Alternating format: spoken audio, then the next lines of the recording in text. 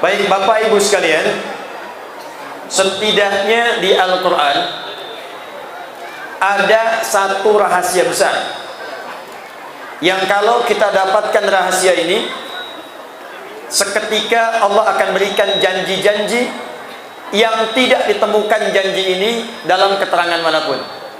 Supaya tidak bisa.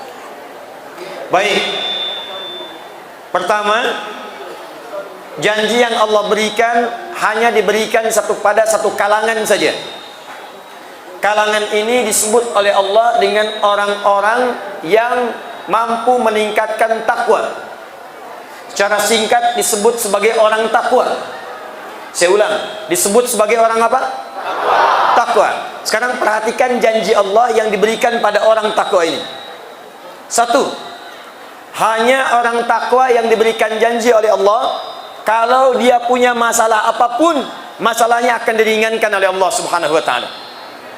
Dia punya masalah di rumah tangga, ringan. Dia punya masalah di kantor, ringan. Dia punya masalah di pasar, ringan.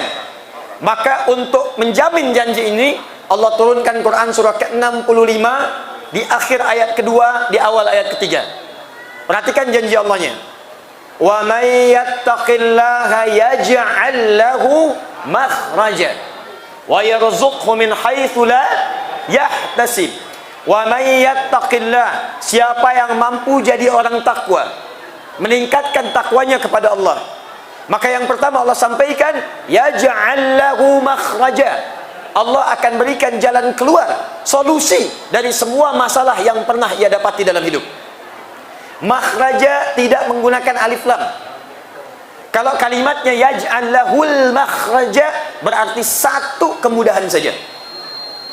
Tapi kalau kalimatnya tak pakai alif lam, maka ilmu nahwu menyebut namanya nakirah.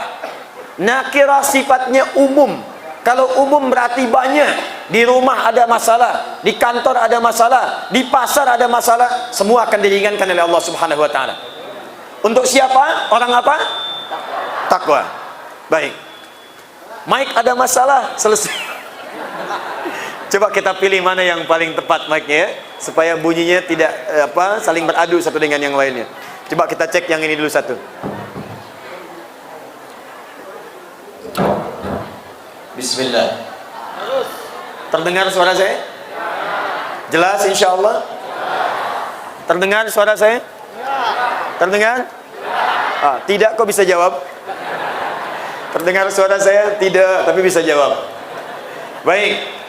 Pertama, orang takwa itu dijanjikan oleh Allah masalahnya akan diselesaikan. Bukan tak punya masalah, tapi setiap akan menghadapi masalah, ringan masalahnya. Jangan dikira orang takwa tak punya masalah. Nabi manusia paling takwa punya masalah. Ada Abu Jahal, ada Abu Lahab, ada musuh-musuh yang lain. Tapi ketika menghadapi mereka ringan, karena masalahnya dituntaskan oleh Allah Subhanahu wa taala. Jadi orang takwa itu jadi suami takwa, tuntas persoalan. Istri takwa, ringan hidup. Pejabat bertakwa, damai. Pedagang bertakwa, jujur. Jadi semua nilai takwa akan menghadirkan solusi dalam hidup. Dua, siapa sekarang yang masih belajar? Saya lihat ada yang pakai pakaian seragam. Yang SMP ada di sini SMP? Ada. Oh, masya Allah. Yang SMA? Yang pesantren? Yang di kampus? Perhatikan, ada rahasia dalam Al-Quran. Kalau adik-adik ingin dipercepat ilmunya oleh Allah sampai masuk kategori yang kelima. Di orang pintar itu, menurut penelitian sekarang, ada 4 jenis kategori manusia. Satu, cepat ingat, lambat lupa. Kalau disampaikan sesuatu, cepat ingat, lambat lupa. Yang kedua, cepat ingat, cepat lupa. Ingatnya cepat, tapi lupa pun cepat. Dia menghafal Al-Quran, juz 1 cepat ingat, masuk juz 2, lupa juz 1. 2. 3, ada yang lambat ingat, lambat lupa. Lambat menghafal Al-Baqarah. Orang 10 hari hafal, dia butuh sebulan. Tapi kalau sudah hafal, lama lupa. Yang keempat, ini yang susah. Lambat ingat, cepat lupa. Dia menghafal di masjid dangung-dangung surah Al-Baqarah, lambat hafal. Seharian belum hafal, 2 hari belum hafal, 3 hari belum hafal, 10 hari baru hafal, keluar masjid lupa. 4. Tapi ada yang kelima. 5 nih cepat ingat, sulit lupa. Di orang ini bukan mau ingat, mau lupa susah. Biasanya kan yang begini utang. Utang tuh susah lupa ya. Tapi yang ini tidak, yang ini ilmu. Sudah cepat ingat, sulit lupa. Mau lupa susah. Ini tipikal nomor kelima, ini tidak akan ditemukan di muka bumi kecuali syaratnya satu saja. Dia ada di Al-Quran surah kedua Al-Baqarah di akhir ayat 282, paling kiri sebelah bawah di mushaf. Perhatikan kalimatnya. Perhatikan kalimatnya. Wattaqullah wa yu'allimukumullah. Wattaqullah, tingkatkan takwamu kepada Allah, wa yu'allimukumullah, maka Allah akan mengajarkan engkau tambahan pengetahuan. Di orang yang biasa mendengar, baca dulu, hafalkan dulu, baru hafal. Orang takwa semakin tinggi takwanya, kata Allah, baru dengar, hafal dia. Baru disampaikan, paham dia. Kenal Imam Al-Bukhari? Bagus. Kalau kenal saya curiga. Bagus. Saya di Sukabumi ada yang kenal Firaun. Kenal Firaun, kenal, masya Allah. Di Jakarta ada yang kenal Utsman bin Affan. Di sini bagus. Al-Bukhari kenal? Tidak. Al-Bukhari itu bukan nama asli. Nama aslinya Muhammad. Punya bapak namanya Ismail. Punya kakek namanya Ibrahim. Kakek buyutnya Al-Mughirah. Eyang buyutnya Al-Bardizbah. Tinggal di kecamatan Ju'fa, Kabupaten Bukhara, Provinsi Khurasan. Sekarang negaranya Uzbekistan. Karena berasal dari Bukhara, maka beliau menyampaikan saya dari Bukhara. Dalam bahasa Arab kalau ingin menunjukkan makna tempat, tambah alif lam di depannya, akhirnya tambahkan i bunyinya. Bukhara al, tambah alif lam, al-Bukhari, saya berasal dari Bukhara. Al-Bukhari, saya berasal dari Bukhara. Nama aslinya Muhammad. Dulu orang tua kita, ya, bapak kita, kakek kita, ada namanya Syekh Ahmad Khatib dari Minangkabau. Saya dari Minangkabau, Syekh Ahmad Khatib Al-Minangkabawi. Punya banyak murid, ini guru besar. Banyak murid-muridnya, di antaranya Muhammad Darwish. Syekh Muhammad Darwish pulang ke Nusantara, berganti nama menjadi Ahmad Dahlan. Mendirikan Muhammadiyah 18 November 1912. Itu guru besarnya dari Minangkabau, dari Sumatera Barat. Dan beliau keturunan Nabi Syekh Ahmad Dahlan ini. Ahmad Dahlan bin Kiai Haji Abu Bakar bin Kiai Ilyas bin Kiai Sulaiman bin Demang Jurang Juru Kapindo bin Demang Jurang Juru Sapisan bin Kiai Grebek bin Maulana Ishaq. Maulana Ishaq adalah walid dari Ainul Yakin yang dikenal dengan Sunan Giri. Keturunan dari Ahmad Jumadil Kubra, keturunan dari Ali Zainal Al-Kabir, keturunan dari Ali Zainal Abidin, keturunan dari Al-Husain, Al-Husain adiknya Al-Hasan, Al-Hasan dan Al-Husain anaknya Ali bin Abi Thalib radhiyallahu taala anhu. Suaminya Fatimah Az-Zahra binti Muhammadin sallallahu alaihi wasallam bin Abdullah bin Abdul Muttalib bin Hashim bin Abdul Manaf bin Qusay bin Murrah bin Kilab bin Ka'ab bin Ghalib bin Fihr bin Malik bin Nadar bin Kinanah bin Khuzaimah bin Mudrika bin Ilyas bin Nizar bin Mudar bin Ma'ad bin Adnan bin Addi bin Adri bin Muqawwam bin Nahur bin Tarikh bin Ya'rub bin Yasjub bin Nabit bin Ismail alaihissalam bin Ibrahim alaihissalam bin Azar atau bin Nahur bin Abir bin Kinan bin Arfakhshan bin Sam bin Nuh alaihissalam bin Mikhlail Matushala bin Kinan bin Anwas bin Tis bin Adam alaihissalam. Ayo ulangi. Itu Syekh Ahmad Khatib Al-Minangkabawi, punya murid diantaranya Kiai Haji Ahmad Dahlan, sahabatnya nanti Kiai Haji Muhammad Hashim bin Ash'ari. Ada Syekh Yasin dari Padang, ahli hadis besar, jadi mufti di Masjid Al-Haram. Saya dari Padang, Syekh Yasin Al-Padangi. Syekh Nawawi dari Banten, Syekh Nawawi Al-Bantani. Ada di sini namanya misalnya Herman dari Dangung-Dangung, datang umrah ke Mekah. Ditanya, siapa anda? Anda Herman Al-Dangung-Dangungi. Boleh. Nah, Imam Al-Bukhari itu, saya mau cerita bagaimana bapak ibunya meningkatkan takwa kepada Allah, lalu berdampak kepada anaknya. Itu beliau lahir, bapak ibunya soleh, takwanya tinggi. Maaf, usia 2 tahun, ayahnya meninggal. Jadi single parent, berjuang sendiri. Ibunya tak pernah lepas tahajud, baca Quran, belajar Quran, doa pada Allah, puasanya rajin. Lalu anaknya usia 4 tahun buta. Al-Bukhari kecil itu buta. Apa yang terjadi? Saat buta inilah kemudian ibunya semakin sungguh-sungguh beribadah, minta kepada Allah agar buta matanya diganti dengan tajam hatinya. Apa yang terjadi? Dahsyatnya ketika takwa ditingkatkan oleh ibunya, anaknya diingatkan, dekatkan dengan Allah, maka Allah mengganti yang buta mata tak nampak itu dengan tajamnya ingatan dalam jiwanya. Imam Al-Bukhari sekali dibacakan sesuatu atas sampai bawah bisa diulang dengan titik koma tanpa salah sedikit pun, atas sampai bawah. Dikirimkan ke Kutab, belajar kemudian Al-Quran. Pertemuan pertama masuk dibacakan oleh syekhnya surah Qaf, surah ke-50. Sampai dengan selesai dibacakan, syekhnya iseng bertanya, man yahfad, siapa yang telah menghafal surat ini? Man hafidha, siapa yang sudah hafal surat ini? Al-Bukhari kecil, satu-satunya anak mengacungkan tangan di antara sekian lain penghafal yang sudah besar-besar. Ana ya syekh hafidtu ala dhahri qalbi, saya sudah hafal dalam kepala saya. Di orang tua ada 2 dalam hafalan, ada hafal di luar kepala, ada hafal dalam kepala. Hafal luar kepala namanya belum hafal. Saya hafal dalam kepala saya, syekh. Ta'al ya bunai, maju ke depan. Saat maju diminta syekhnya iqra, dibacakan awal sampai akhir sempurna bacaannya. Kata syekhnya, perhatikan amanah guru ini, minal an tadrusul hadis, mulai sekarang ananda belajar hadis. Hadis karena Al-Quran itu begitu mudah. Sekarang hadis pelajari dengan baik. Dia pulang ke rumahnya, saya mau tunjukkan bagaimana orang takwa itu diberikan kemudahan oleh Allah. Pulang ke rumah dia cerita pada ibunya, Ummi, tadi terjadi begini, saya diminta menghafal Quran, saya bacakan. Ibunya senang, kata anaknya di akhir, Ummi uridul hadis, saya mau belajar hadis.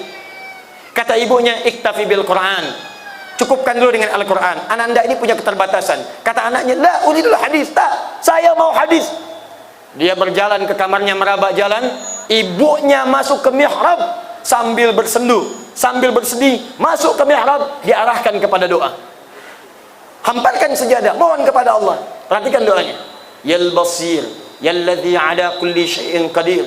Ya Allah yang maha menatap dengan tajam, yang punya kuasa tanpa batas. A'id basirat tabni, mohon kembalikan penglihatan anak saya. Mohon kembalikan penglihatan anak saya. Sampai lelah berdoa di atas sejadah, tertunduk, jatuh, ketiduran.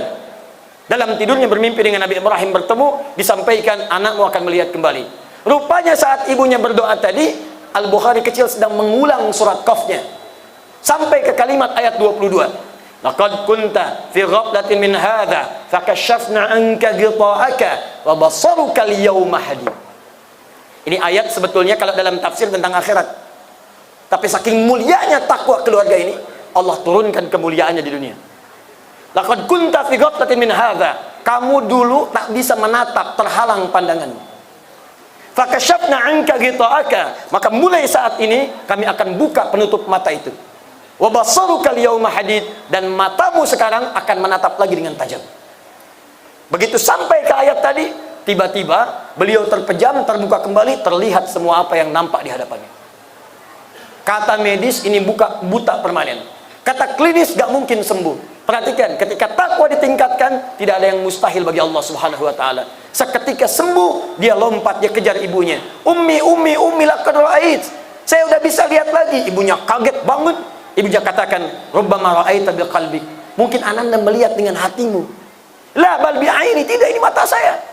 Ibu pakai pakaian ini, di sekitar kita ada benda-benda ini. Keduanya berpelukan. Dari situ Al-Bukhari kemudian mulai mendalami hadis sampai menulis Sahih Al-Bukhari, 97 pembahasan, diselesaikan 16 tahun. Sebagian ditulis di Mekah Al-Mukarramah, di Masjid Al-Haram, disempurnakan di Masjid Nabi.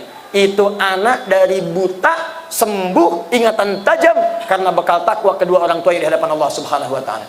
Kisah ini dicantumkan oleh Imam Ibnu Hajar Al-Asqalani dalam kitabnya Fathul Bari fi Syarah Sahih Al-Bukhari, jilid yang pertama, halaman 636, posisi paling kiri di pertengahan paragraf yang kedua. Disebutkan langsung, jelas. Jadi kalau adik-adik bisa meningkatkan takwa, ini yang sedang belajar-belajar, atau bapak, pak, mohon izin, bapak ibu yang anaknya, cucunya masih dia sekolah, masih dia belajar, bapak ibu boleh tingkatkan takwanya. Boleh jadi bapak yang sholat, anaknya yang hafal Quran. Boleh jadi bapak yang antarkan anak ke pesantren, ke surau, anaknya jadi ahli hadis. Sekarang sudah tak laku Pak berlomba urusan dunia, Bu. Tak laku. Kalau mau jadi ahli matematika sekarang sudah banyak. Jangankan yang punya iman, yang tak beriman pun ada yang dapat Nobel penghargaan. Kalau cuma jadi fisika, banyak. Anak bapak ibu juara fisika nomor 1, didangung-dangung, jangan senang dulu. Ada yang juara olimpiade di belakang sana. Bahkan yang tak punya iman pun bisa. Sekarang yang kita butuhkan adalah perlombaan untuk mengejar akhirat. Dunia sudah banyak, kecil, tak ada nilai. Baik, jadi kalau perlombaan dunia itu sifatnya kecil, sudah banyak orang-orang ahli dunia. Sekarang kita butuh orang dunia yang punya kemuliaan akhirat. Jadi bukan meninggalkan dunianya. Jadi ahli matematika silakan, jadi ahli fisika silakan, jadi arsitek silakan, insinyur silakan, tapi jadikan bekal dunia itu sebagai kebanggaan di hadapan Allah Subhanahu wa taala saat pulang menghadap kepadanya. Karena itu tidak pernah, Bu, Pak, ada catatan sejarah ulama kita, ilmuwan kita dulu, orang-orang hebat, kecuali mereka pun rajin sholat, rajin tahajud, dan rajin baca Al-Quran. Saya mau ambil contoh begini. Orang barat sekarang membuat teori atom di kimia, sambung dengan fisika. Dari atom ini muncul banyak hal. Ternyata yang pertama kali menemukan atom itu orang Islam, namanya Jabir ibnu Hayyan. Apa yang didapatkan oleh Jabir menemukan atom ini saat baca Al-Quran. Jabir ini rajin sholat malam, rajin tahajud, rajin baca Al-Quran, dan rajin belajar. Jadi bukan berarti orang soleh itu hanya sekedar sholat, belajar tak mau. Tidak. Ayo hidupkan sekolah-sekolah, jadi orang pintar. Orang yang takwanya meningkat, ilmunya dipercepat oleh Allah. Saat dipercepat, dia akan menemukan penemuan-penemuan yang hebat. Jabir bin Hayyan baca surat Al-Hadid, surat besi. Ayatnya ayat 25 sampai 26. Surah 57 Al-Hadid artinya besi. Dari ayat 25 wa anzalnal hadid sampai 26 dia baca. Awal sampai akhir dia penasaran. Apa ini besi katanya? Dicari besi, dia cek sampai ke rumahnya. Dibawa di labnya, dia teliti satu-satu. Dikeluarkan unsur paling kecil dari besi itu, ditemukanlah kemudian atom dari besi. Ini pertama kali penemuannya. Sampai sekarang besi dalam kimia itu rumusnya Fe, F besar, E kecil, singkatan dari ferum. Berapa nomor atomnya? Nomor atomnya 26. Setiap atom itu punya namanya isotop. Isotop itu penyangga supaya atomnya stabil. Ini meja ada kakinya, supaya stabil harus ada kaki. Tak ada kaki, jatuh dia. Atom kalau ingin stabil mesti ada isotop. Isotop atom besi itu ada 4 jumlahnya. 55, 56, 57, 58. Saya dulu belajar kimia. Yang paling stabil, yang paling hebat menjadikan atom besi stabil, nomor atomnya 26, isotopnya 57. Surah 57 ayat 26. Dia orang dulu baca Al-Quran itu menemukan inspirasi. Praktekan jadi hebat, ahli kimia. Pernah dengar seorang bernama Ibnu Firnas?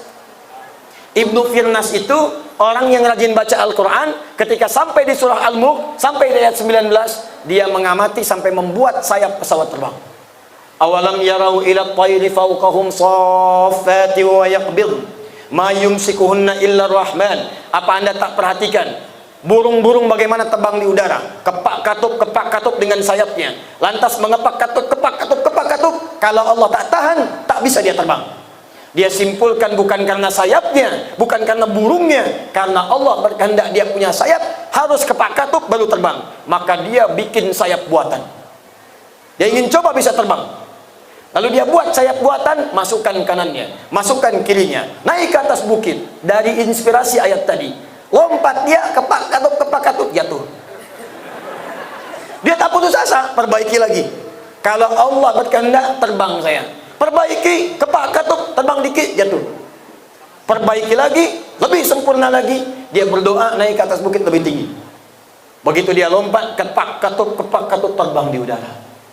Terbang. 10 meter, 15 meter, 20 meter, 20 meter terbang, jatuh, meninggal. Bukan karena meninggalnya, tapi dia meninggalkan sebuah karya yang kelak akan ditemukan oleh Wright bersaudara menjadi dasar pesawat terbang.